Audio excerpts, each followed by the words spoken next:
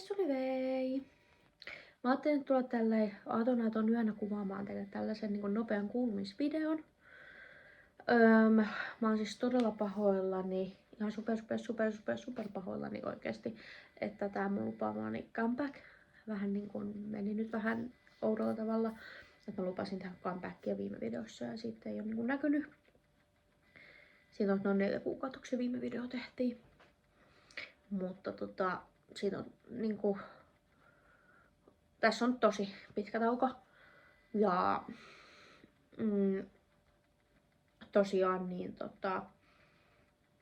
mä nyt just ajattelin, että mä nytten, kun siitä on niin kauan aikaa, niin nyt kun mulla on niinku hyvä väli ja mulla on niinku energiaa tähän, niin mä tulen tekemään tän nopean kuulumisvideon teille.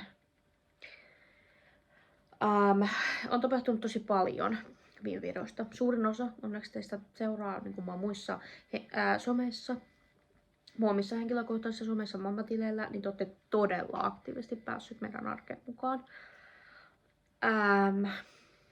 Ja näin.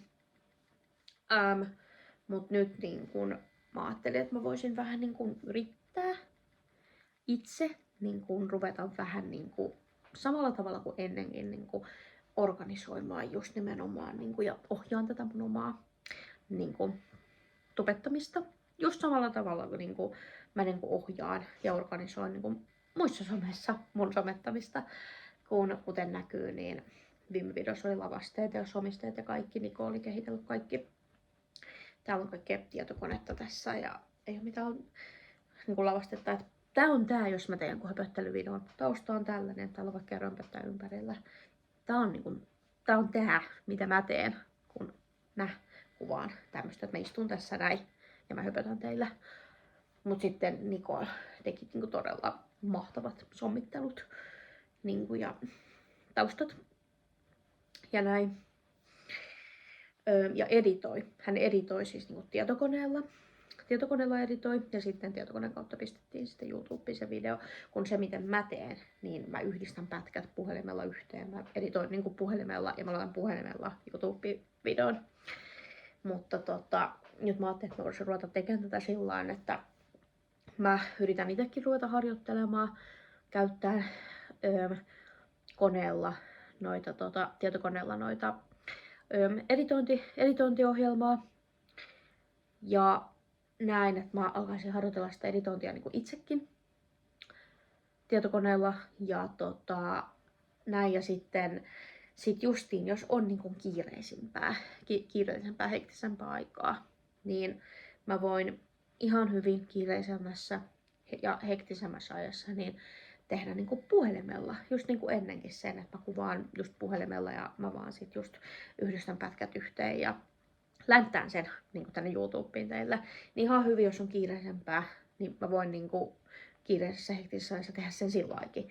Ja sitten kun mä ehdin oikein keskittyä paneutua siihen hommaan, niin sitten justiin editoisin tuolla tietokoneella niin videota teille. Ja just alkaisin harjoitella sitä tietokoneella editointia.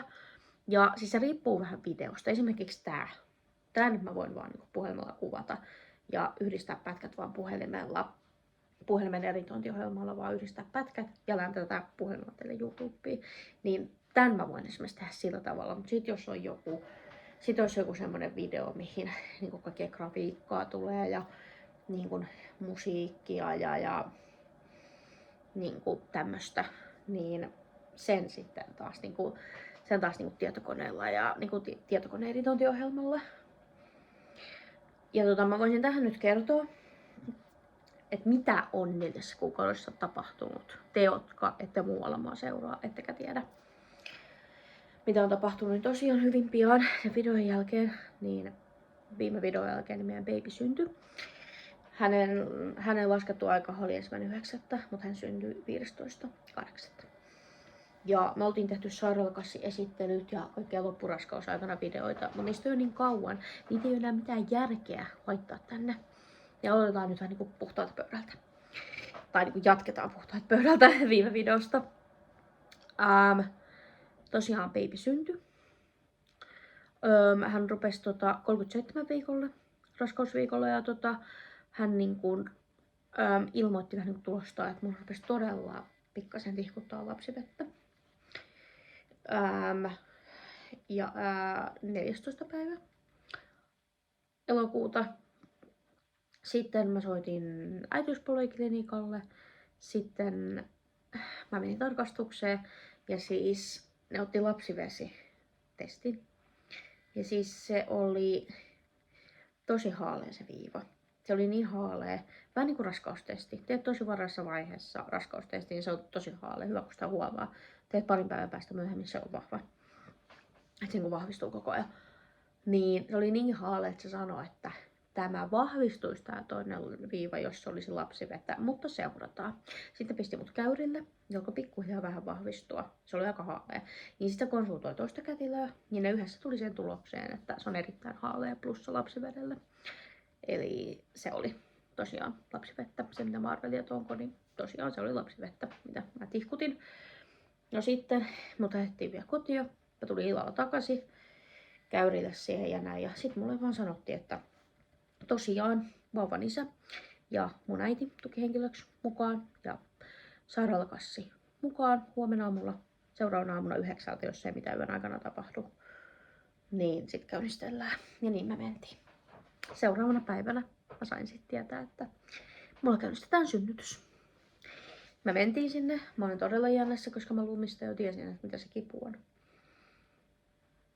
Ja sitten tosiaan kivut oli pienemmät kuin lumista, mutta kumminkin mulla oli semmoinen niin kuin tietynlainen hysteeria ja pelko siinä, koska mä jo tiesin, mitä se kipu on. Ja lumista ne oli sillä aika putkeen, ne kivut, mutta nyt sitten taas niin kuin tästä ne oli taas sillain, että se tuli pieni tauko, se taas tuli. Ja sitten mä menin vähän paniikkiin, että taas se tulee, supistus, taas se tulee. Ja silloin kun lumi syntyi, niin siitä kun vedet meni, niin 11 tuntia. Ja tästä vesien menosta 4,5 tuntia. Ja mä ihmettelin tosiaan vähän sitä, että minkä takia oikeesti, niin kun mä sain ekan epiduraali, se auttoi, mä ajattelin, että nyt on hyvä. Toinen epiduraali, se ei enää auttanut niihin siis kipuihin. Ja mä vaan jankkasin siinä sitä, että kuinka esikoisen kohdalla niin oikeasti epiduraali vei kaikki kivut, niin se on hyvä, kun se kätilö sanoi, että no mä voin sulle ihan taata, että se ei sitä ponnistuksen tarvetta sulta vienyt. Ja mä sain siis sellaisen niin kuin lääkkeen, mä olin niin kivuissani, ja mä sain sellaisen niin kuin lääkkeen kuin puudutteen, mitä kaikkialla sairaaloissa anneta, että se puuduttaa niin kuin mut tuolta alhaalta niin aivan kaikki. Niin. Ja alkoi tulla vähän huono olokin ja mä olin siis ihan kuutamolla, ihan niinku, mä pystyn itse liikuttaa itteeni, että Niko ja mun äitikin joutuu auttaa kätilöä jopa, että nostetaan mua aina välillä niinku ylöspäin ja mun jalkojen liikuttelussa ja muuta. Niin niin mä hokasin, sit mä käytiin myöhemmin kätilön kanssa läpi sitä, että ehkä se ponnistuskippu on vienyt se epiduraali mut enää pois, mitä se lumista vei. Koska lumista niin synnytys eteni niin hitaasti. Mun kroppa ehti reagoida, mitä tapahtuu. Mutta tässä niin kun paljon tapahtuu lyhyessä ajassa, niin kroppa ei ehdi niin kun reagoida, mitä tapahtuu. Ja näin. Niin ilokaasu oli kyllä tässä kyllä ihan ton pelastus, että aina kun sattui, niin pystyi ilokaasua sitten vetämään. Niin se sitten kyllä auttoi. Ja se alkoi siis se käynnistys just sillä, että mun niin kun ensin teki mulle sisätutkimukset. Sitten mä taisin olla käyrilläkin jossain vaiheessa. Sitten kun vetiin saliin, niin multa pistiin oksitosiinia. Ja sitten siinä kumminkin, kun oksitosiini sai vähän niin kuin käynnistymään, niin sit mulla puhkastiin kalvot. Ja tosiaan meidän prinsessa syntyi mittoina 44,5 pitkä ja 2795 painoa. Ja syntyi siinä, tämä oli mun mielestä taisi olla 16,39 oli. No mut kumminkin, se taitaa näkyä mun Instagramissa. Se taitaa näkyä jossain mun Instagramissa, mutta kumminkin siinä jossain 4,5 paikkaa syntyi. Oli sit ulkona ja näin ja ponnistusaika oli sen kertomuksen mukaan 4 minuuttia. Että joo, ja ollaan tosiaan oltiin sit niin kuin, sairaalassa. Ei tässä näköinen niin kauhean lyhyt videotukka, mutta kerron vähän mitä tässä on tapahtunut. Niin sairaalassa oltiin 3 päivää, kun lähti tihkuttaa lapsivettä, niin piti kumminkin katsoa se, että seurata sitä, että kun infektioriski. Ja sitten justiin jäätiin katsomaan, kun mulla oli se radi, niin jäätiin sitten katsomaan kun sokereita ja muuta. Ja sitten niin tosiaan siinä 3 päivää se oltiin, niin sitten päästiin kotiin. Ja me lähti mennä tosi hyvin, siis on tyytyväinen ja helppo vauva, niin kuin Lumikin. Ihan yhtä lailla tyytyväinen ja helppo, niin kuin Lumikin. Ja nimen hän sai sitten lokakuun 18. päivä Jadele Maria Rosalia. Ja nykyään Jadele, hänellä on aloitettu kiinteiden syöminen. Hän pyytääkin jopa maiskuttaen nykyään kiinteitä. On tehty itse pataatisosetta, johon on pistetty äidinmaitoa. Ja sitten on ostettu tätä porkkanaperuna-pilttiä, mitä nyt annetaan. Ja todella kivasti on siis niin kuin kaikki mennyt. Hän todella paljon juttelee, nauraa. Ja sitten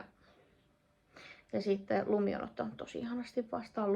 Lumi halusi tänäänkin syöttää häntä, oli kylvetyksessä mukana. Ja aina niin kun tarvii viihdytystä, niin Lumi viihdyttää Jadelle ja Jadelle hymyilee ja nauraa tosi paljon Lumin jutuille. Et mä sanonkin aina, että Lumi on Jadellen paras leikkikaveri.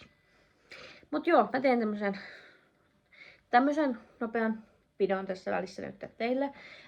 Jos joku aihe kiinnostaa enemmänkin, mulla voi tosiaan pistää sitten niinku IG-direen Janina Maria _00 siitä viestiä, tai sit voi pistää tuohon kommentteihin, jos joku tietty aihe, mitä tässä nyt tuli esille tässä videossa, niin kiinnostelisi vähän yksityiskohtaisemmin.